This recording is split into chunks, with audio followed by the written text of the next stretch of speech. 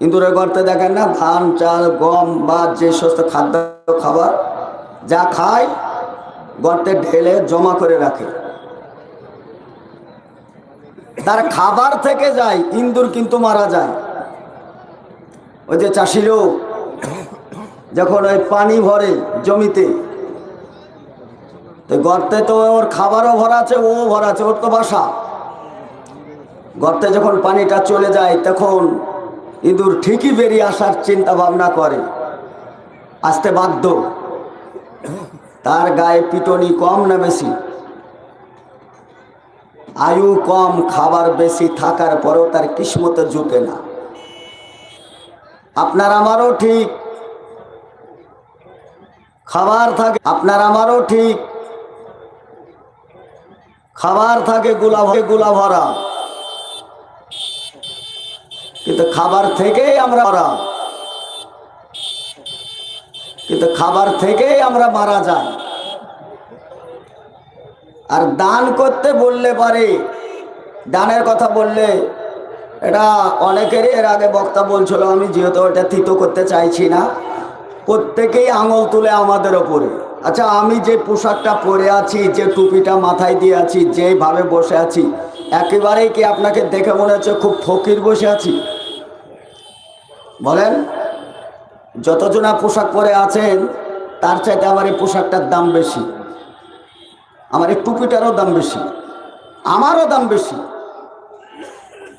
একটা দামি লোক দামি পোশাক পরে বসে থেকে কোন চিন্তা ভাবনায় আপনি বলেন এটা ফকিরি বিদ্যা? ফকিরি বিদ্যা এটা নয়, বরঞ্চ পৃথিবীর বিদ্যাতে যারা ভেসেছেন, কিয়ামতের মাঠে আশা করা যায় তারা ফকির হয়েই উঠতে হবে, কোনো উপায় থাকবে না। আরে মানুষ এত জ্ঞান বুদ্ধি বিবেক থাকার পরে মানুষের চিন্তা ভাবনা এত লো কোয়ালিটির হয় কি করে? কি আশ্চর্য! যে বিষয়ে যত বেশি বলা হয়েছে, যত নিষেধ করা হয়েছে, সেই বিষয়ে জেনে পঙ্গুপালের মতন ছুটে পড়েছে। পাপ বলে ভয় লাগে না, মরণের কোনো চিন্তা নেই, হাসরের মাঠ বলে কোনো ধারণা নেই। আপনি নিজে চোখে দেখেন যে দাদুকে মাটি দিয়ে এলাম, বাপকে মাটি দিয়ে এলাম, খালাকে মাটি দিলাম, মাকে মাটি দিলাম, সব চলে গেছে, শুধু আমার একটা লাইন পড়ে আছে, কখন আছি কখন নেই। এই কথাগুলো বলাই মহানবী জনাবে মুহাম্মদ রাসূলুল্লাহ সাল্লাল্লাহু আলাইহি সাল্লাম মানুষের মধ্যে থেকে মানুষকে হেদায়েতের কথাগুলো সুন্দর ভাষা দিয়ে তিনি কোরআন ও হাদিসকে ছানবিন করে টুকটুক করে কথাগুলো আপনাদেরকে এলেমগুলো দিয়েছেন শেখানোর জন্য। বলেছেন কি, যে বাবু, ভালো তরকারি যদি তোমার খেতে মন চায় খেয়ে নিও, ওইটুকুন খাওয়ার সুযোগ তোমার হাতে থাকবে না। ভালো কথা আছে, কথাগুলো বলে দিও, এ কথা বলার সুযোগ তোমার থাকবে না। অতএব ভালো কথা বলা এটা সাদকা, মানুষকে সালাম দেওয়া এটা নেকির কাজ, এটাও সাদকা। রাস্তায় চলাফেরা করতে কোনো কাটা যুক্ত কিছু রাস্তায় পড়ে আছে, সেটা আর একটি ভাই আমার রাস্তায় যাবে, তার পায়ে হয়তো মুচট লেগে পাটা খাম হয়ে যাবে, ন্যাংরা হয়ে যাবে, ক্ষতি হয়ে যাবে, এই চিন্তা ভাবনাই ওই পাথরটা সরিয়ে ফেলা, ওই কষ্টদায়ক জিনিসটাকে সরিয়ে ফেলা। রসুল বললেন, একটা মানুষের চিন্তা ভাবনা করেছো, এটা তোমার সাদকা। কোনো আমল করতে পারো নাই, এই আমলটার কারণেই কালকে কিয়ামতের মাঠে হতে পারে তোমার ভাগ্যটা বদলে যেতে পারে এই সামান্য একটা নেকিতে।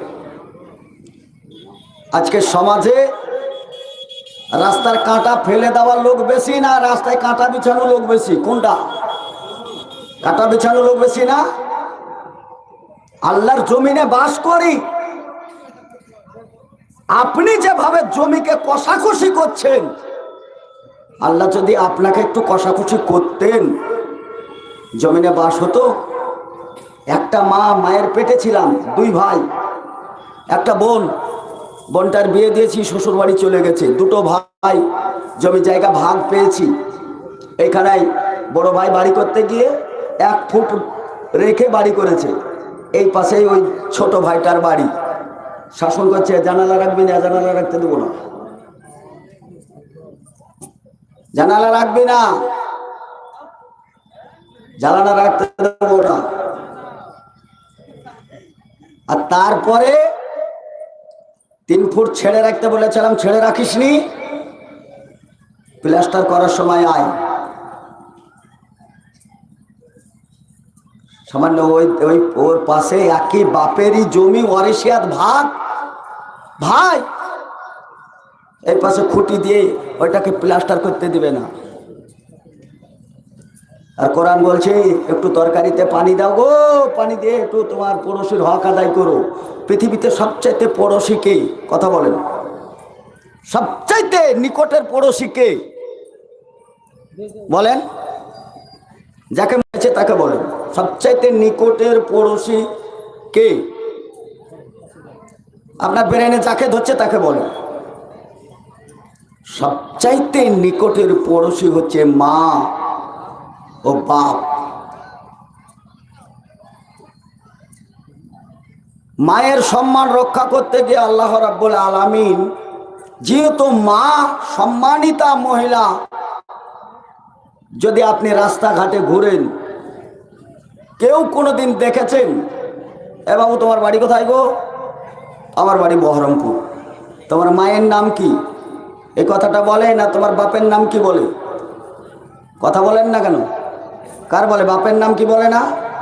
কারণ বাপের পরিচয় দেয়। কেন?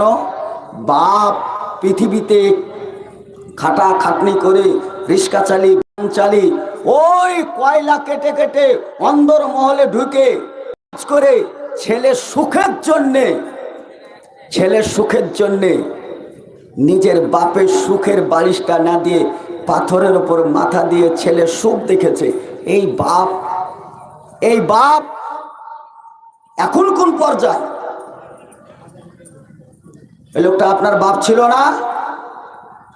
মাথার চুলগুলো পেকে গেছে, দাড়িগুলো পেকে গেছে, শরীরে বল একটু নেই, দুর্বল হয়েছে। অনেক যুবক, শিক্ষিত যুবক, তারা বাপকে বাপ বলার কথাটাও চিন্তা ভাবনা করে না। অনেক সময় বাপকে এড়িয়ে চলতে চায়। মায়ের কথা বলার আমার তো মনে বলে দরকার নেই, কিন্তু দরকারটা হচ্ছে কেন? কারণ যত বাচ্চা হয়েছে সব মায়ের হয়েছে, মায়ের পেট থেকে এসছে।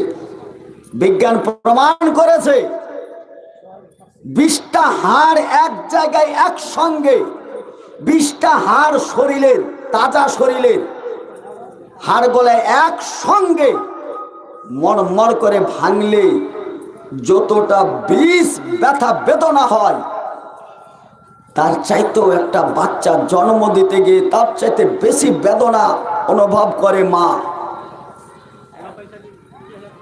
আজকে এই মায়ের কথা আজকে কে আর কোথায় গুরুত্ব দেয়?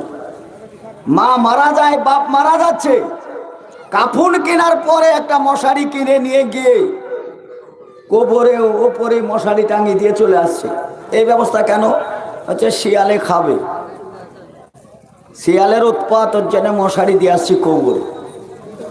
কি বুদ্ধি আপনার, কি বিবেক আপনার, কি ভালো মানুষই দেখাচ্ছেন আপনি। 3তলা বাড়ি, ওই মা আর বাপ ওই 3তলা বাড়িতে জায়গা পায়নি, বরঞ্চ হেসেল ঘর, খাবারের ঘরে 2-4টা ছাগল বাঁধা থাকতো, ওই পাশেই মা বাপ থাকার জায়গা ছিল। কেন এই জায়গাটায়? তখন বলেছে ভদ্র সমাজ, এই ভদ্র মণ্ডলীরা তখন বলেছে, কাশবে গো, পায়খানা ফিরবে, কাশবে, পুটা ফেলে, এই সময় প্রস্রাব ফিরে বিছান গন্ধ করবে, তার জন্য ওই বারান্দায় ছাগলের কাছে, ছাগলের ঘরে। ও আপনার বাপ আপনাকেই জন্ম দিয়েছিল, আপনি আজকে 6তলা বাড়ির ওপরে বাস করেন, এসি রুমে বাস করেন। আপনার মাকে সারা রাত মশাই কামড়িয়েছে, কেটেছে, একদিনও আপনি ভাবেননি। মরার সময় দরদ উতলি পড়লো, কবরের ওপরেতে মশারি টাঙিয়ে দিয়ে চলে। লোকে মনে করলো কি না জানেই হলো। মাকে বাপকে কোনোদিন এক থালা ভাত সম্মান করে দেয়নি। যখন মারা গেল কবরস্থানের সামনে দাঁড়িয়ে পিছনে হাত দিয়ে বলছে আসসালামু আলাইকুম, আমার আব্বা মারা গেছে গো, তা আপনাদের যদি কিছু দেনা পাওনা থাকে তাহলে দেনা পাওনা গেল বলেন, আমরা শোধ করব। আর কি বলে, আমার বাপ এই দেশে মানুষ হয়েছে, ছোট বড় সকলের কাছে সকলে আপনারা ক্ষমা করে দিয়েন।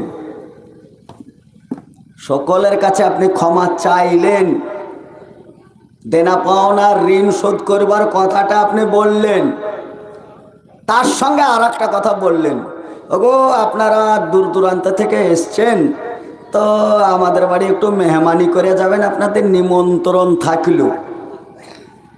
কথাটা ভালো কথা না? কথাটা ভালো না?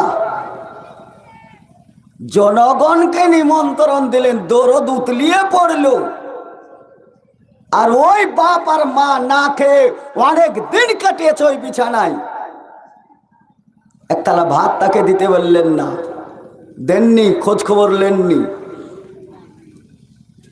আজকে ওই বাপটা মরেছে, তাকে রেখে দিয়ে বলছে আপনাদের নিমন্ত্রণ থাকলো গো।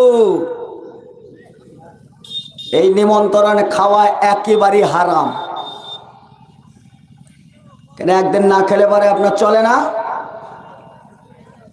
এত হাদিস কোরআন বলা হয়, যাই কোথায়? বেদাতি খানা, আইলা হাদিস গ্রামে গঞ্জে আলেম ওলামা থাকা শর্ত মুর্দার বাড়ি খাবার খাওয়ার জন্য লাইন বসে বসে। কি খাবার খান?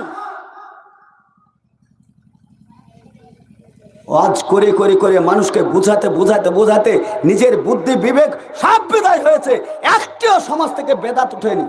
ওয়াকুল্লা বেদাতিন দালালা ওয়াকুল্লা জালালাতিন ফিন্নার।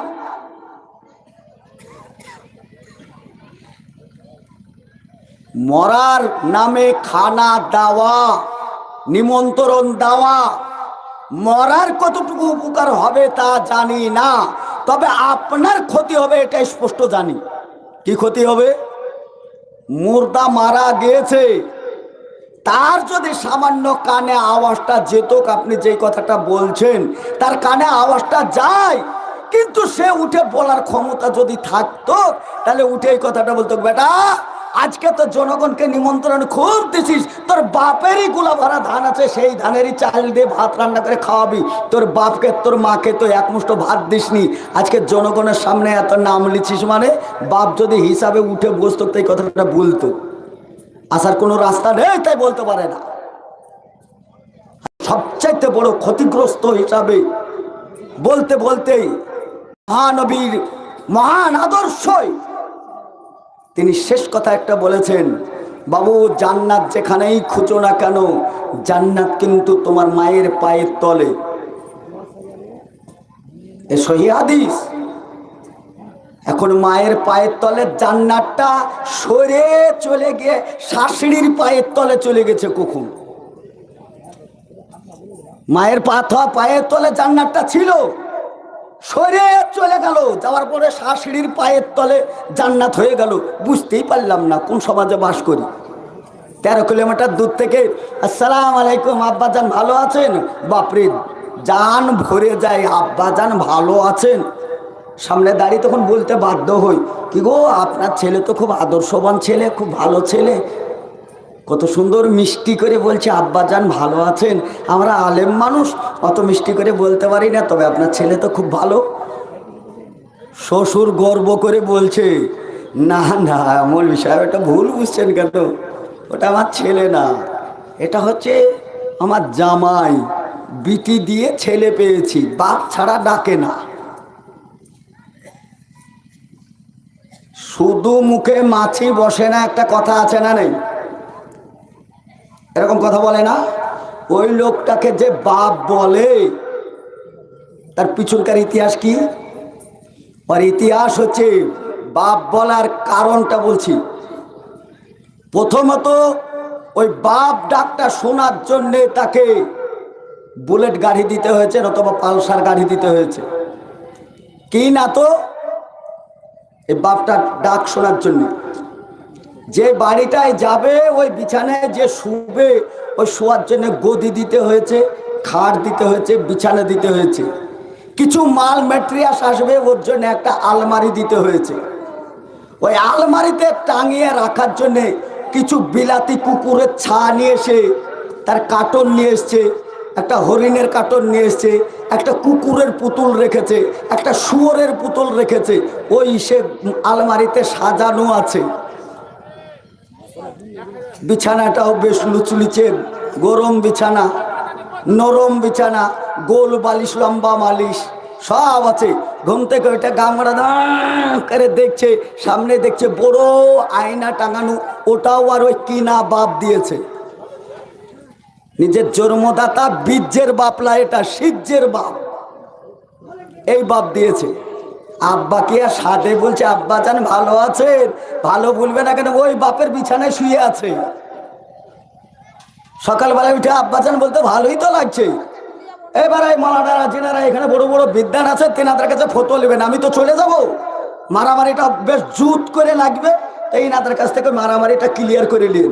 যদি নিজের বাপকে বাপ বলা বাদ দিয়ে অন্য কাউকে বাপ বলে, তার জন্য ওই যে আবশিরু বিল জান্নাতিল্লাতি কুনতুম তুআদুন, সুর সার করে জান্নাত তৈরি করে জান্নাতের গেটে বসে থেকে আঙ্গুর চিবান, ওই জান্নাত হারাম। জান্নাত হারাম করার জন্য কারণ কি? এক নাম্বার, দুই আল ওয়ালাদাতুল লিল ফারাস, ফারাসুন মানে বিছানা, ওয়ালাদাতুন মানে বাচ্চা। যেই বিছানায় বাচ্চা হবে ওই বাচ্চাটা যে বিছানায় হইল তার। কার বিছানায় বাচ্চা হয়? এই যে 10-12টা ছেলে জন্ম দিয়েছেন, কার বিছানায় শুয়ে দিয়েছেন বলেন? শুনতে খারাপ লাগছে না ভাষাগুলো? এই ভাষাগুলো খারাপ না আসলে এই কারবারের লোক আছে? কথা বলেন, এই কারবারের লোক আছেন না নেই? কারা কারা কার বাড়ি এরকম বিছানা আছে হাত তুলেন। সব আব্দুল কাদের জিলানির গোষ্ঠী বসে আছে তো, খাটকাউরির বাড়িতেই নেই। ছেলে ভালো হবে কি করে? এবারে হাদিসটা যদি এই জায়গা থেকে টেনে নিয়ে গিয়ে এই জায়গায় ভিড়ায়, তাহলে কি দাঁড়াচ্ছে বলেন? বিছানা যার, বাচ্চা তার। বিছানাটা কার? কথা বলেন। শ্বশুরের। তাহলে যে বাচ্চাটা হবে কার হবে? শ্বশুরের হবে। শ্বশুরের বিটি হইলে ওই শ্বশুরকে বাপ বলবে, তাহলে নিজের বাপ এমনি বাপ চলে গেল। অঙ্ক তো এই দাঁড়াচ্ছে নাকি? অঙ্কটাই দাঁড়ালো না? দাঁড়ায় না, এটা এমনি দাঁড়িয়ে গেল। সকালবেলায় উঠে কি মনে গেছে, নিজের গিন্নি বলেছে ওগো মেলা দিন মায়ের বাড়ি যাওয়া হয়নি, তো একটু যাবেন না? মায়ের বাড়ি যখন যাই, খালি হাতে সরাসরি যে মায়ের বাড়ি তার মা ঠিক আছে, আমার স্ত্রীর মা তার বাড়ি যাবে, কথাটা ঠিক ছিল। কিন্তু আমি যখন যাব আমার স্ত্রীকে নিয়ে যখন যাচ্ছি, ওই ডাক বাংলার ভালো একটা দোকান থেকে কয়টা মিষ্টি নিয়ে খালি হাতে শ্বশুর বাড়ি গিয়েছি, এরকম লোক একটা বলেন তো, হাত তোলেন তো, যে না বিনা খালি হাতে শ্বশুর বাড়ি গিয়েছি, কিচ্ছু নিয়ে যায়নি। এরকম লোক আছে না? যাওয়ার সময় বেশ মোটা মোটা পান্তুয়া, রসগোল্লা এগুলো কাতারিতে বেঁধে নিয়ে মোটর সাইকেলে ভু করে যে গেটে টিট টিট টিট মানে মিষ্টির হাঁড়ি আছেই। আপনার নিজের মা, যার বলছিলাম 20টা হাড় একসঙ্গে মড়মড় করে ভাঙলে যে পেন হয়, ব্যথা হয়, বেদনা হয়, একটা বাচ্চা জন্ম দিতে সেই মায়ের সেই ব্যথা বেদনা হয়। আরে মানুষের কথা বাদ দিলাম, ডিসকভারি দেখেন না আপনারা? অ্যানিমেল প্ল্যান দেখেন না? ফেসবুক তো দেখেন, ইউটিউব তো দেখেন। আমি দেখছিলাম এই 2 দিন আগে। আপনি ভাবেন না যে আপনারা একাই পরেশগার, মাশাআল্লাহ আমরাও পরেশগার। মোবাইলে আমরাও দেখি, আমরা দেখছি, মোবাইলে দেখছি তো। বাচ্চাটা নেমেছে, এই পার থেকে ওই পারে যাবে, হরিণের বাচ্চাটা পানিতে যেতে একটা কুমির ছিল ওপরে, কুমিরটা সাঁতরিয়ে হরিণের বাচ্চাটাকে খাবে। মায়ের চিন্তা ভাবনা হয়ে গেছে যে বাচ্চা তো নির্ঘাত কুমিরের মুখে যাবে। নিজের মা ছিল ওপরে, দ্রুত গতিতে বাচ্চাকে গাইড করে হরিণটা গাইড হয়ে যে সরাসরি কুমিরের মুখে চলে গেল। গর্দানটা ধরে বুন বুন বুন বুন করে ঘুরে মায়ের নারী নক্ষত্র ভুড়ি কুমিরের মুখে লপলপ করে খাচ্ছে। 7 বার ভেবেছি, 80 বার ভেবেছি, মা কাকে বলে, মা কাকে বলে। মা, হায় রে মা। শুধু মা কথাটা বললে পারে, মায়ের দিকে সুনজরে তাকিয়ে শুধু মায়ের জন্য একটু দোয়া করে। আল্লাহ রাসূল বললেন, মা কাকে বলে জানো? উমরা হজ করে যে নেকিটা কামাও, তোমার মায়ের দিকে সুদৃষ্টি দিয়ে মাকে একটু আদর আপ্যায়ন করলে মায়ের উমরা হজের নেকি মায়ের কাছেই রয়েছে। টাকা নেই, পয়সা নেই, হজ করতে যেতে হবে না। একজন সাহাবী, তিনি যুদ্ধ যাওয়ার জন্য প্রস্তুত। রাসূলুল্লাহ, আমার নামটা লিখে, আমি যুদ্ধে যাব। রাসূল সাল্লাল্লাহু আলাইহি সাল্লাম বললেন, বাবু যুদ্ধে যাবে? যুদ্ধ তো যুদ্ধই, জিহাদের ময়দান। লড়াই লাগলে পারে হাত কোথায় থাকবে, পা কোথায় থাকবে, বডি কোথায় থাকবে, মুন্ডু কোথায় থাকবে কেউ বলতে পারবে না। তবে এতটুকু, তোমার মা বেঁচে আছে, তোমার আব্বু বেঁচে আছে, তাদের কি বয়স হয়েছে? যদি তারা বৃদ্ধ বৃদ্ধা হয়ে যায়, তাহলে তোমার মা বাপের সেবা যত্ন করো গা। আর এরা যুদ্ধ করে যে নেকিটা পাবে, যে সবটা পাবে, তোমার মায়ের সেবা শুশ্রূষা করে, তোমার বাপের সেবা শুশ্রূষা করে, এই যুদ্ধর সমাতুল্য নাকি তোমার আমল নামায় যাবে। যুদ্ধতে যে বাহাদুরি দেখায়,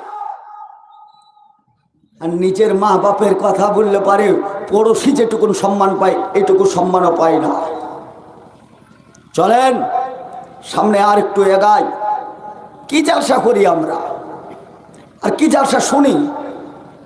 মা সাহাবীটা আসলেন, আসার পরে বাপকে এক ঘাড়ে নিলেন, মাকে এক ঘাড়ে নিলেন, নেওয়ার পরে বললেন, ওরা তো যুদ্ধই গিয়েছে, আমার সবচেয়ে বড় যুদ্ধ খানায়ে কাবা। এই কাবার চত্বরটা সাফা মারওয়া সায়ের করা। মা বাপকে কাঁধে করে নিয়ে 7 বার দৌড়াদৌড়ি সায়ের করা, কাবা তপ করা, সেখানে 2 রাকাত সালাত আদায় করা, প্রাণ ভরে দোয়া করা, মা বাপের গোসল দিয়ে, সুন্দর খাদ্য খাবার দিয়ে, সুন্দর বিছানে দিয়ে বিশ্বনবীর দরবারে গিয়ে, আসসালামু আলাইকুম ইয়া রাসূলুল্লাহ, আমি আজকে একটা কাজ করেছি, এই কাজের বিনিময়ে কি আমি মা বাপের হক আদায় করতে পেরেছি?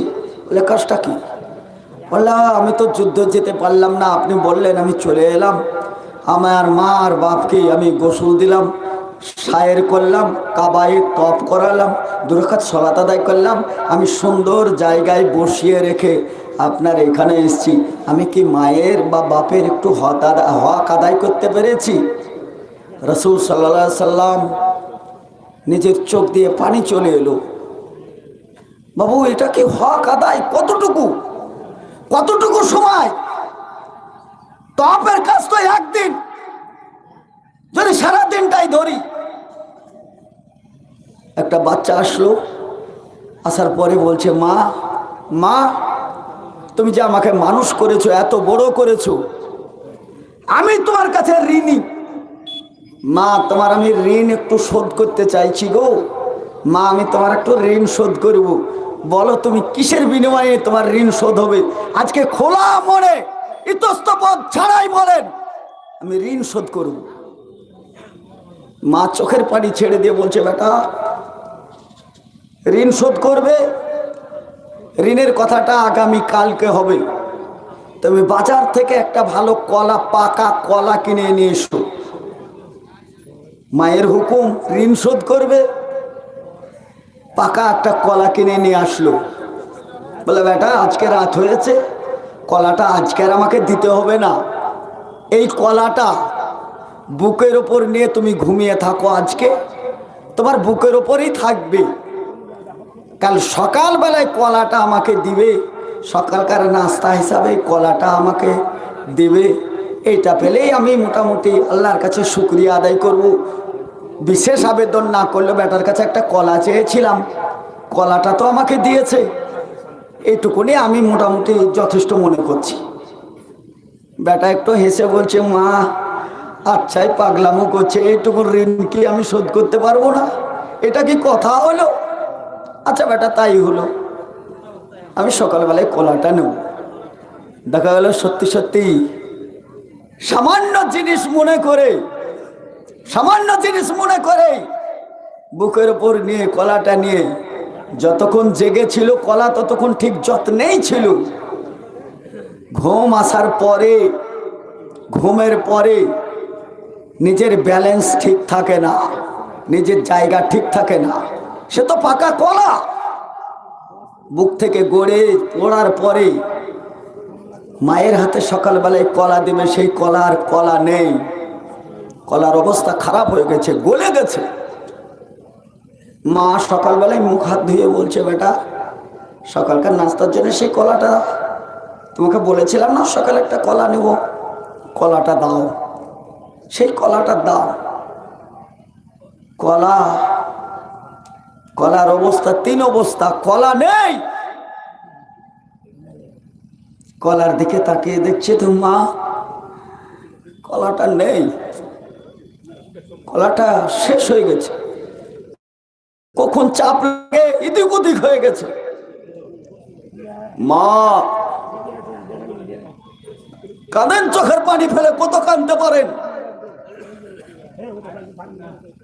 দুফোঁটা চোখের পানি ফেলেন দেখি কত ফেলতে পারেন। মা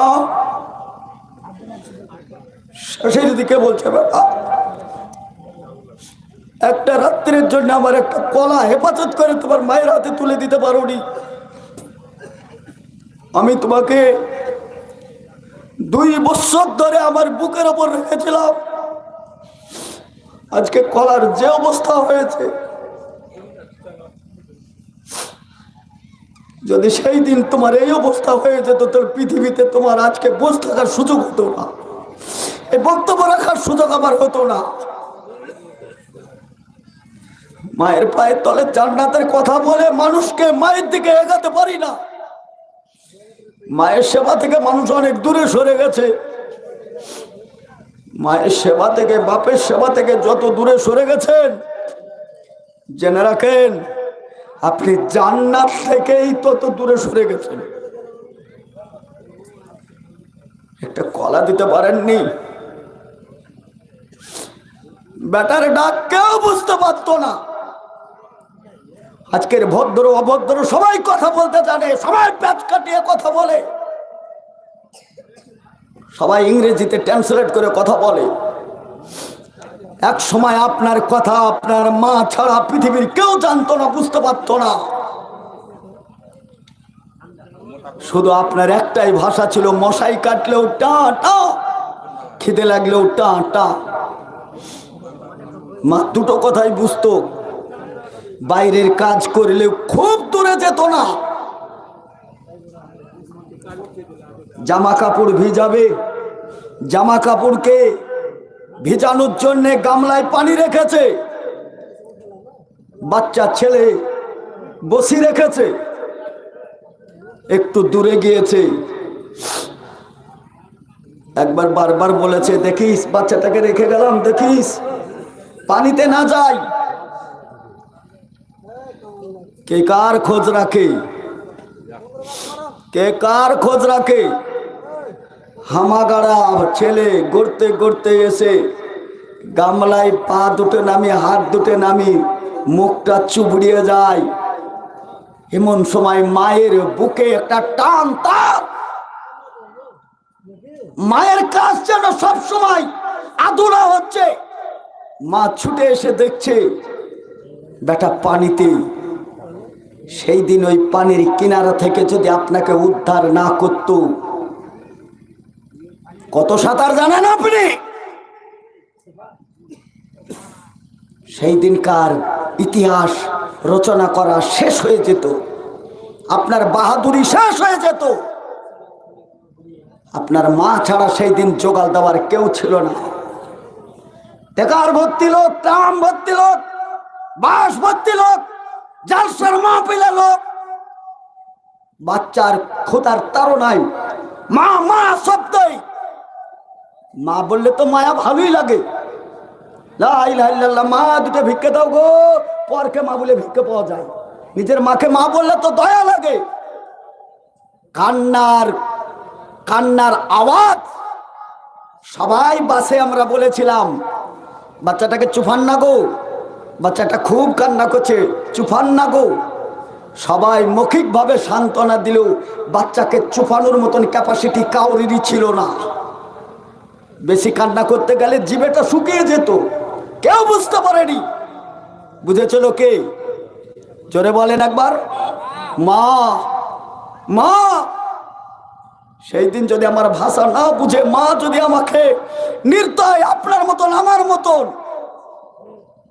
বিছানায় 3 তলার উপর শুয়ে আছি, মা কি অবস্থায় আছে দেখার সুযোগ আমাদের নেই। অনেক মা বাপকে দেখি বিছানায় মরে পড়ে আছে, কুকুরা ধরে গেছে, শিখ হয়ে গেছে। বেটা বউ সকালবেলায় উঠে সমস্ত কাজ করার পরে 8টার সময় দেখতে যাচ্ছে মারা গেছে।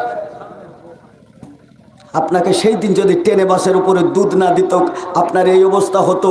সমস্ত লজ্জা ছেড়ে দিয়ে বুরখার বুতামটাকে খুলে সমস্ত লোকের মধ্যে থেকে আপনাকে দুধটা পান করিয়েছিল।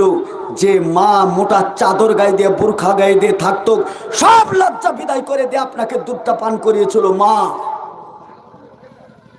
আজকে যত শিক্ষিত হয়েছে, যত উঁচু দরের মানুষ হয়েছে, তত মা হেসেল ঘরে চলে গেছে, মাকে মা বলা ভুলে গেছে।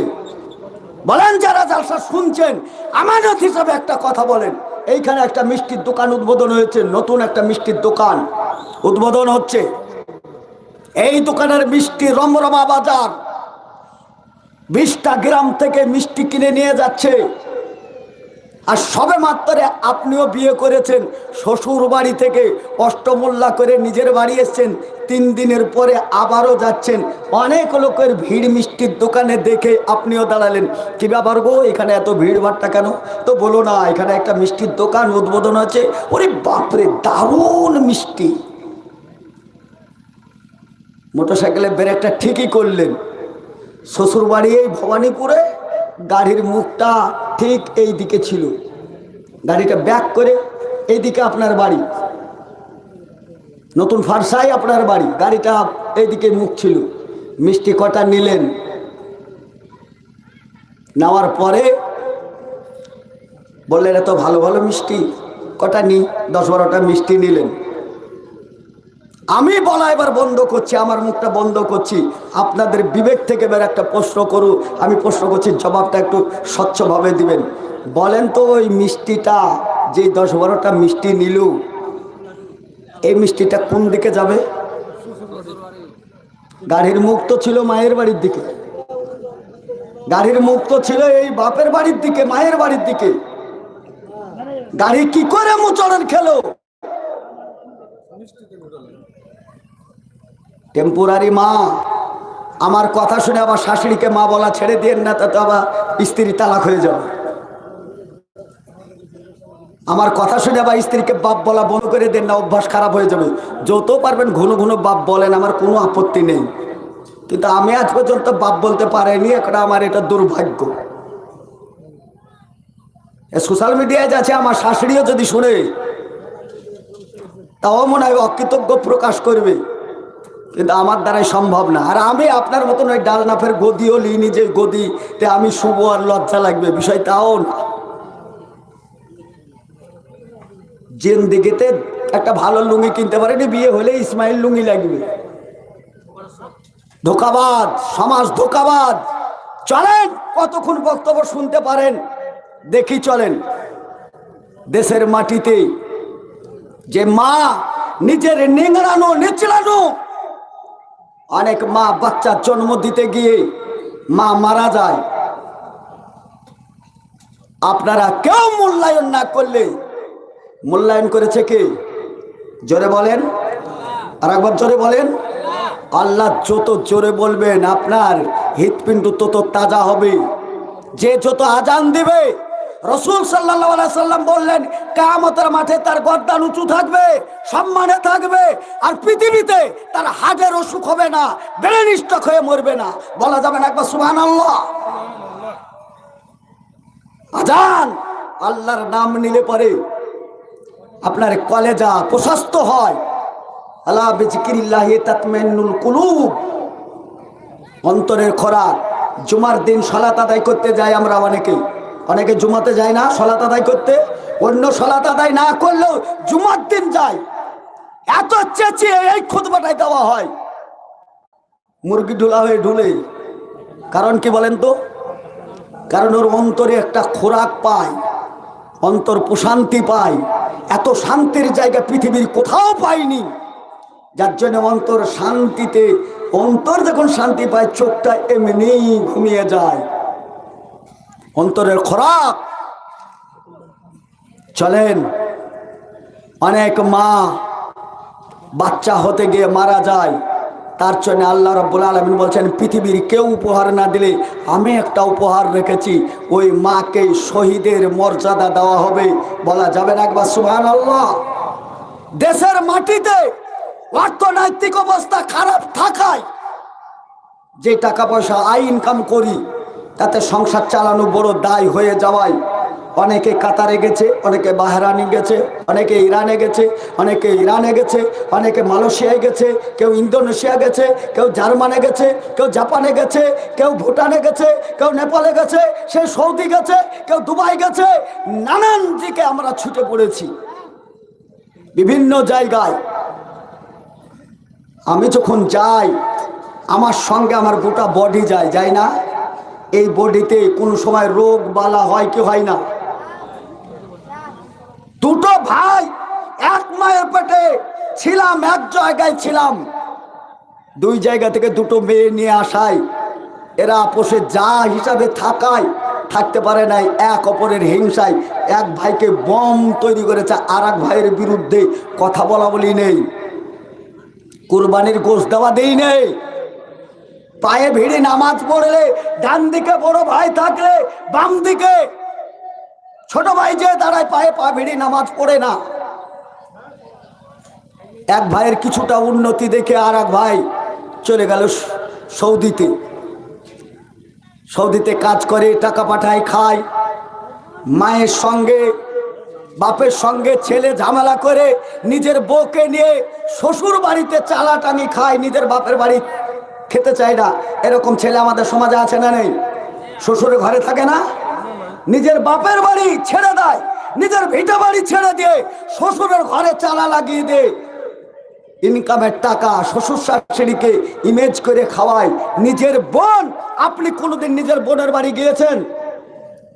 আপনি গরিব মানুষ, আমার বোন হয়তো বা ভিক্ষে করে বেড়ায়, এই বোনটা ভাই যদি যায় তাহলে এ বাড়ি ওই বাড়ি যায়, আর যে বলে দুটো দেশি ডিম দাও না গো বাবু, দুটো দেশি ডিম দাও। কেন গো এত ডিমের জন্য এত বিচলিত, কি ব্যাপার? আমার ভাই এসছে গো, কত বড় মুখ করে বলে আর ভাই এসছে, আমার ভাইকে ডিম দুটো দিব গো সিদ্ধ করে। এই বাড়ি ওই বাড়ি ওই বাড়ি চারিদিকে দৌড়াদৌড়ি করে ভাইকে বসিয়ে ডিম সংগ্রহ করে নিয়ে এসে তাড়াতাড়ি ডিমটা দেয়, বিস্কুট নিয়ে এসে চা দেয়, আর ভালো যাই নামাজটা বিছিয়ে দে, ভাই ভালো আছো, একবার এদিকে বলে, একবার চায়ের দিকে যায়, আর একবার ইসের দিকে যায়, চারিদিকে এরকম। বোন বিচলিত হয়ে, কারণ বোনের মধ্যে কি আছে বলেন তো? মায়ের একটা অংশ আছে বোনের ভিতরে। কি আছে? মায়ের একটা অংশ আছে, আপনার অংশ আছে, একই ওয়ারিস। যার জন্য বোন বিচলিত হয়। ওই বোন যখন বড় মুখ করে ভাইয়ের বাড়ি আসে, তখন আপনি আর আমি শুধু মুখে বলি ভালো আছিস, কখন আসলি, ভালো আছিস বস, আমি আসছি। ঘু করে মোটর সাইকেলটা বের করে নিয়ে ডাক বাংলায় যে লাগলো ক্যারাম বোর্ড খেলতে, লাগলো লুডো খেলতে। বোন হয়তো একটু অভাবে এসছিল, ভাইয়ের সঙ্গে দুটো কথা বলবো, ভাই চলে গেল। এরকম হয় না? আমরা গেলে পারে দুটো ডিম কোথা থেকে খুঁজে এনে দেয়, আর বোন আসলে পারে ভাই বাড়ি থেকে বেরিয়ে চলে যায়। আর যে বাড়িতে থাকে সে তো মালন্য জায়গা, বোনের কত সেবা হয় তা আমার জানা আছে। অনুরূপ ভাবে বোনের সম্মানটুকু হলো না, মা থেকে বোন। ওর জন্য মায়ের সঙ্গে বিবাহ করা যতটা হারাম নিষেধ, বোনের সঙ্গে বিবাহ করা ততটাই নিষেধ। এইরকম আত্মীয়তা ছিন্ন করে শ্বশুর ঘরে গেছে টাকা পয়সা ইনকাম করার জন্য, চলে গেছে সৌদি। দুর্ভাগ্যজনক। যে যায় তার সঙ্গে রোগ সাথে যায় না। একদিন কাজ করতে করতে হঠাৎ করে পেটটা চিনচিন করে উঠলো, গ্যাসের 2টো ট্যাবলেট খেয়ে আবার কাজের লাইনে গেল। আর একদিন আরো কনকন করছে।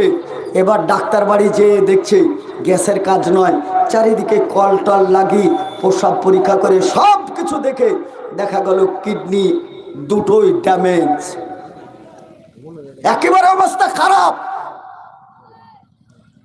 চিঠি লিখছে, জামাইজি চিঠি লিখছে, মাননীয় সম্মানিত আব্বাজান, আমি বিদেশে আসায় অসুস্থ হয়ে পড়েছি, হয়তো বেশি দিন থাকতে পারবো না, আমাকে চলে যেতে হবে। আমি এই মাসে 25,000 টাকা পাঠিয়েছি, কিছু ঋণ আছে একটু শোধ করে দিবেন। সামনে মাসে বাড়ি যাব, কাউরির কোনো চাওয়া পাওয়া থাকলে বলেন, একটু চেষ্টা করব নিয়ে যাওয়ার। চিঠির উত্তর শ্বশুর বলছে, চলেই যখন আসবে, সৌদির নাকি ভালো ঘড়ি নাকি খুব ভালো শুনেছি, একটা আমার জন্য একটা ঘড়ি নিয়ে আসবে, একটা জুব্বা নিয়ে আসবে। শ্বশুরের হয়ে গেল। শাশুড়ি বলছে, জামাই যখন চলেই আসবে, ছোট বেটিটার বিয়ে দিতে বাকি আছে, ওইখানকার সোনা নাকি খুব ভালো, 1 ভরি মতন মালা নিয়ে আসতে বলো। শাশুড়ি চিঠি লিখেছে, তোমার ছোট শালিটার তো বিয়ে দিতে হবে, ওটা 1 ভরি সোনার বায়না হয়ে গেল। নিজের বউ বলছে, আর কবে যাবে, আর যাবে না, শরীর খারাপ বলছো তো। সৌদির খুব ভালো নাকি শুনেছি, র‍্যাক বা ক্যাথা কম্বল এগুলো নাকি খুব ভালো। আমার জন্য 2টো শাড়ি নিয়ে আসবে, আমার মায়ের জন্য একটা শাড়ি নিয়ে আসবে, আমার জন্য একটা মালা নিয়ে আসবে, হাতের একটা রুলি নিয়ে আসবে, গলার একটা মালা, পায়ের বালা, এগুলো নিয়ে আসবে। আর যাবে কি যাবে না বলছো? এ চিঠির উত্তর ঘুরে গেল। চিঠি পড়ার পরে চোখের পানি ঝরঝর করে ছেড়ে দিয়ে বলে, চিঠির উত্তরে একবারও কেউ বললো না যে শরীরটা ভালো নেই, তুমি চিকিৎসা করো, ভালোভাবে সুস্থভাবে আসো। কেউ যখন লিখেই দেয়নি, শেষের দিকে মরণ যখন চলেই আসবে, মরতেই যখন হবে, একটা চিঠি বাকি আছে, চিঠিটা দেখি কি হয়। আর একটা চিঠি লিখে বলে, মাননীয় সম্মানিত আব্বা, চিঠি লেখার মতন জায়গায় আমি নেই। মায়ের সঙ্গে ঝগড়া করে এসছি, বাবার সঙ্গে ঝগড়া করে এসছি, শ্বাসের মতন একটা চিঠি লিখছি। আব্বা, মা পারলে আমাকে ক্ষমা করে দিও, সামনে মাসে আমি বাড়ি আসছি, যদি পারো এয়ারপোর্টে একবার আসো। ছেলের অসুস্থ দেখে মা বাবা শিক্ষিত হওয়ায় ফোন ছিল না, চিঠি পাঠানোর কোনো সুযোগ না থাকায় বাড়িতে 2টো ছাগল ছিল, একটা বড় ছাগলটা স্বামী স্ত্রীতে যুক্তি করে বলে, মনটা ভালো করে, যা করছি মনে একটু অশান্তি মনে হচ্ছে, শান্তি পাচ্ছি না। তুমি এক কাজ করো, সকালবেলায় নিয়ে গিয়ে ছাগলটা মাদ্রাসায় দিয়ে ছেলেদেরকে বলো, আমার ছেলে বাইরে আছে, একটু যেন দোয়া করে। ছেলের অসুস্থর খবর সর্বপ্রথম যে যার কানেকশন যে পেয়েছিলেন,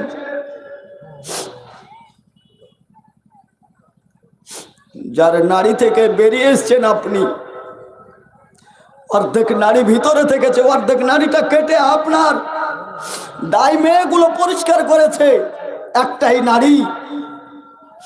মা বুঝে বড় ছাগলটা সাদকা দিয়েছে, দান করে দিয়েছে। ছেলের চিঠিটা এসে পড়লো, বাবা পড়া জানে না, পুনরায় একটা চিঠি লিখে পাঠালো, বেটা ওই চিঠিতে লেখা ছিল, মা আমি যখন চলেই আসছি, আব্বু আমি যখন চলেই আসছি, তোমাদের চাওয়া পাওয়া কিছু থাকলে বলো, জীবনের শেষ একবার চেষ্টা করে দেখবো তোমাদের চাওয়া পাওয়া পূরণ করতে পারি কিনা। চিঠির উত্তর লেখা আছে, বেটা আমাদের জন্য তো কিছু আনতে হবে না, বরঞ্চ তোর শরীরের দিকে খেয়াল রাখিস, তোর শরীর স্বাস্থ্য যেন সুস্থ থাকে, তার জন্য তাহাজ্জুদের সালাত আদায় করে দোয়া করি। বেটা তুই ভালোভাবে ঘুরে আয়, আমাদের জন্য কিছু নিয়ে আসিস না, তোর শরীরের দিকে লক্ষ্য রাখিস। ছেলের চিঠি পড়ার পরে বলে, চিঠি তো লিখেছিলাম সব জায়গায়, শ্বশুরকে লিখেছি, শাশুড়িকে লিখেছি, স্ত্রীকে লিখেছি, তাদের উত্তরে যার সাথে সম্পর্ক ত্যাগ করে দিয়ে, নিজের বাপের ভিটে বাড়ি ত্যাগ করে দিয়ে শ্বশুরের ঘরে চালা লাগিয়েছি, আজ আমার বাপের কোনো চাওয়া পাওয়া নেই, আমার মায়ের কোনো চাওয়া পাওয়া নেই। মা বাপের চাওয়া পাওয়া ছাড়াই আমার শরীরের দিকে লক্ষ্য রাখতে বলেছে, ওষুধ খেতে বলেছে। প্রথমেই আমি যে শ্বশুরের বাড়ি শাশুড়ির বাড়ি না উঠে আমার মায়ের বাড়ি উঠব। ছেলের প্ল্যানটা এসছে ঠিকই, কলকাতা থেকে ছেলে বড় দুঃখ করে সরাসরি নিজের বাড়ি এসছে। নিজের বাড়ি আসায় নিজের মা, নিজের বাপ, ছেলের মনের অবস্থা উল্লেখ না করায় বাপ ছেলেকে জড়ি ধরে বলছে, বেটা ভালো আছিস, তোর মুখ দেখে ভালো লাগে না, তোর চেহারা দেখে ভালো লাগে না। মা বলে, বেটা তুই অসুস্থ, তোর অবস্থা খারাপ। ছেলে ভেবড়িয়ে কেঁদে বলছে, মা এই কথা তো আমি চিঠিতে লিখিনি, মুখে উচ্চারণ করিনি, তোমাকে কে বলেছে? বেটা আমার কাছে লুকাতে চাইছিস? আমি তোর মা, আমি তোর মা। তোর কোনো শক্তি ছিল না সেই সময়, তোর ছোট্ট মুখের আওয়াজে আমি বুঝতে পেরেছিলাম এর দুধের প্রয়োজন, খাবারের প্রয়োজন। আজকে তোর চেহারা দেখে আমি বুঝতে পারবো না। তুই সৌদির মাটিতে থাকতেই আমি বুঝতে পেরেছি, বেটা বাড়িতে আমরা 3 দিন না খাওয়া দাওয়া, এমন অসহায় অবস্থায় বাড়ির ছাগলটা মাদ্রাসায় দিয়ে এসছি, বাড়ির ছাগলটা মাদ্রাসায় দিয়ে এসছি। বেটা তোর জন্য দোয়া করতে বলেছি, মাদ্রাসার তালিবে ইলমদেরকে, আলেমদেরকে দোয়া করতে বলেছি। বেটা আমাদের জন্য কিচ্ছু আনতে হবে না, বেটা তুই এসছিস, আয় আমার বুকে আয়, তুই এসছিস, এটাই যথেষ্ট। মা রাসূল সাল্লাল্লাহু আলাইহি সাল্লাম নিজের মাকে না পেলেও জিনার দুধ পান করেছিলেন, নিজের এই পাগড়ি মোবারকটা বিছিয়ে দিয়ে দুধ পান করেছিলেন। সেই মাকে সম্মানসূচক ভাবে পাগড়ির ওপর বসাবার জন্য আহ্বান জানিয়েছেন। আর আজকে সেই মা বাপ বেঁচে থাকায় জান্নাতের গতি হারিয়েছি, সব হারিয়েছে, সব হাতছাড়া হয়েছে আমাদের কাছ থেকে। ভাই সকল, আজকের ট্রাফিকটাই ছিল মা ও বাবা। মা বাপের উপর ছেলেদের কর্তব্য কি? এই বিষয়টা সামান্য, এই বিষয়ে ব্রেক করা বিষয়টা ছিল না, লম্বা বিষয় ছিল। বাকি অংশ হায়াত বাকি, মোলাকাত বাকি, আবারও সাক্ষাৎ হবে ইনশাআল্লাহ। 9 তারিখে কমসে কমে শাহবাজপুরে আসছি, আগামীকালকে ওই ডাকবাংলা রতনপুরে আছি। ওয়াজ আর কাকে করি আর ভালো লাগে না, আর কাকে বলি কি বলি কিছু বুঝতে পারা যায় না। যারা এই বাজারে বাজারে ঘুরে বেড়াচ্ছে এরাই না মা? এদের পেট থেকে না আমরা হয়েছি? ওরাও তো বাচ্চা দেবে, তাই না? মা ও মা বোন, আপনাদেরকে বলছি, অধিকাংশ ওই মা বোনদের বিষয়ে রাসূল সাল্লাল্লাহু আলাইহি সাল্লাম বললেন এদেরকে জাহান্নামে দেখে এলাম। কারণ জিজ্ঞাসা করতেই বলা হলো মেয়েদের জাহান্নামে যাওয়ার অনেক অনেক অনেক কারণ, তার মধ্যে একটি কারণ বিশেষ করে তারা বেপরদায় পুরুষের মতন চলাফেরা করায় এরা জাহান্নামের রাস্তায় চলছে। মা বোন আজকেই সাবধান হয়ে যান, আজকেই পর্দা পুশিদা হয়ে যান, কালকে আপনাদের দাম বেড়ে যাবে। এমনিতেই অনেক দামি লোক আপনারা, সামনে আর এগাচ্ছি না, আর সামনে যাওয়ার এমনি আমাদের মাননীয় সভাপতি সাহেব দুই একবার ইঙ্গিত দেওয়াই 2-5 মিনিট আমার চলে গেছে। আমি আর সামনে এগিয়ে নিয়ে যেতে চাইছি না। যদি এরপরে বক্তব্য বেশি লম্বা করতে যাই তাহলে আমাদের সম্মানিত সভাপতি সাহেব অর্থাৎ রেফারি যিনি করেন তেনার কথার অমান্য করে বক্তব্য রাখা এটা বেয়াদবি মনে হয়। আমি আর এই বেয়াদবিটা করছি না। আশা করা যায় আমার বক্তব্য বুঝতে পেরেছেন। যার মা বাপ আছে, বর্তমানে বেঁচে আছে, আজকে গিয়ে বুকে জড়িয়ে ধরে মাকে বলেন যে মা, তোমার সঙ্গে অনেক বেয়াদবি হয়েছে, আজকে থেকে বেয়াদবি, তুমি আমাকে ক্ষমা করে দাও, আমি তোমারই ছেলে। অবশ্যই আমার নজরটা তোমার উপরে থাকবে। আমি দুনিয়া করলাম, শেষ হয়ে গেছে, আমি আখেরাতে ধাপিত। মা, একসঙ্গে আমরা সেই জান্নাতের নৈকট্য লাভ করতে চাই। মা, যদি মা বাপ মরে যায়, অনেক খারাপ ব্যবহার করেছি, আর মাপ নেওয়ার সুযোগ নেই, হয়তো বা হাতছাড়া হয়ে গেছে, ওই মা বাপের জন্য একটা রাস্তা খোলা আছে। সেই খোলা রাস্তা সেটাই, যদি 10টা টাকা আপনার কাছে থাকে, 5টা টাকা যদি থাকে, এই টাকাটা দেওয়ার পরে মা বাপের জন্য দোয়া নেওয়া। আপনি ভাবেন না আপনাকে আমি চালাকির মধ্যে ফেলে দিয়ে টাকা দিচ্ছি। আরে টাকা দিবেন, আপনার গতিতে দিবেন, আপনার ইমানে দিবে, আপনি দিবেন। আপনার এটা কর্তব্য, টাকা দেওয়া। মসজিদ তৈরি করা আপনার কর্তব্য, সমাজ তৈরি করা আপনার কর্তব্য, মাদ্রাসা তৈরি করা কর্তব্য, মা বাপের সম্মান করাই আপনার কর্তব্য। অতএব মা বাপের কাছ থেকে আমরা এসে পৃথিবীতে বসবাস করছি। মা বাপের ঋণ কোনো দিক দিয়ে ঋণ শোধ করা যায় না, তবে মা বাপের জন্য দোয়া করা যায়। বলেছেন আল্লাহ পাক রব্বুল আলামিন, ওয়াকুর রাব্বিরহামহুমা কামা রাব্বায়ানি সাগীরা। ভাই সকল, প্রত্যেকেরই আমাদের যারা মা বাপ আছে তার কাছে দোয়া নেওয়া, তার কাছে ক্ষমা নেওয়া, এবং তার সঙ্গে সুন্দর মিষ্টি মিষ্টি নরম নরম কথা বলে আপনার পাপ ক্ষমা হওয়ার এক রাস্তা। মরে গেছে তাদের জন্য সাদকায়ে জারিয়া হিসাবে কিছু দান খায়রাত করা। আপনার এই দান খায়রাত নেওয়ার পরে মনে করেন না যে ব্যালেন্সটা আমি পকেটে ভরে নিয়ে চলে যাব। তার জন্য আপনাকে আমি চাইছি এই টাকাটা আপনার মসজিদের জন্যে, আপনার সমাজের জন্যে। আজকে এই টাকাটা দিলেন, ওই মসজিদ যতদিন থাকবে ওইটা সিজদার জায়গা থাকবে। ওইখানে সিজদা দেওয়ার পরে ওয়ালাইকুম সালাম। আমার এই ডালিম ভাই খুব পরিচিত লোক, বহুদিন থেকে, যতদিন এসছি ভাইয়ের দোকানে জালসার শেষে দেখা করেছি, আর যতদিন এসছি ভাই আমার হাতে কিছু না কিছু দিয়েছে। আমার এই ডালিম ভাই এখন মাশাআল্লাহ ব্যবসা হয়তো বাড়িয়েছেন, গ্যারেজ করেছেন। আল্লাহ ভাইয়ের ব্যবসায় বরকত দান করেন। অন্তর থেকে দোয়া করি যত ভাই আমার এখানে বসে আছে যে দিতেও পারেন না, মনের থেকে দেওয়ার ইচ্ছা আছে, আল্লাহ তোমার কাছে দোয়া করি ভাই আদের ওই নাদের উপরও আল্লাহ তুমি বরকত নাজেল করো। আমার এই ভাই এক ট্রাক্টর, আচ্ছা যাক, দুই ভাই মিলে, চাস্তো ভাই সেলিম আর ডালিম, দুই ভাই মিলে এক ট্রাক্টর চিপস দান করছেন। তাই এক ট্রাক্টর চিপস দেওয়া মানে অনেক অনেক টাকা। তেনার মন চেয়েছে মসজিদে দান করতে হবে, দান করেছে। ভাই সকল, আপনার কি মন এতটুকু চাই না 10 টাকা 5 টাকা? যদি কার কাছে টাকা নাও থাকে, কমসে কম একটু সালাম তো করতে পারবেন। মাশাআল্লাহ, আপনাকে এতটুকু গ্যারেন্টি দিচ্ছি, আমি জীবনেও এই আঙুল দিয়ে কোনোদিন খইনি ডোলেনি, জীবনে কোনোদিন বিড়ি খাইনি, মদ কাকে বলে চিনি না।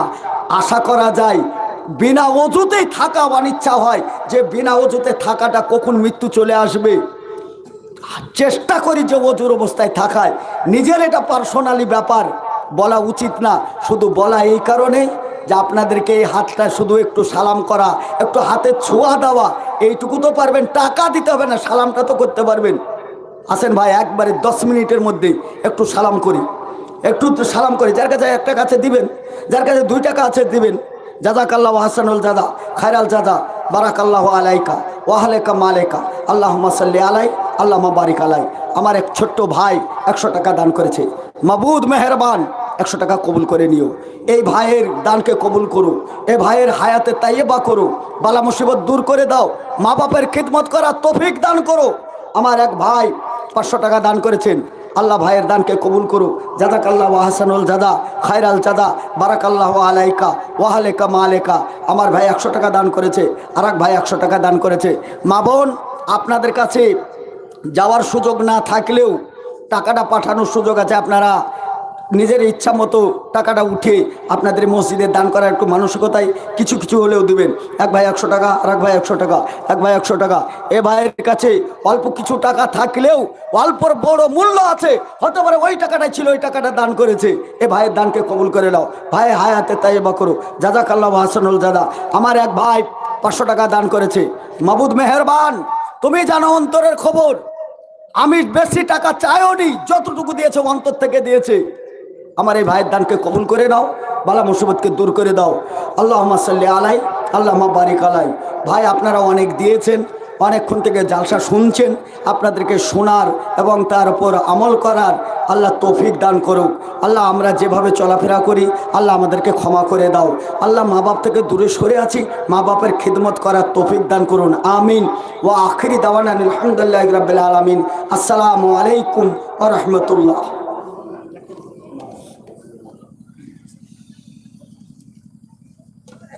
খুব গুরুত্বপূর্ণ বক্তব্য রাখলেন আমাদের সামনে ফজিলাতুল শেখ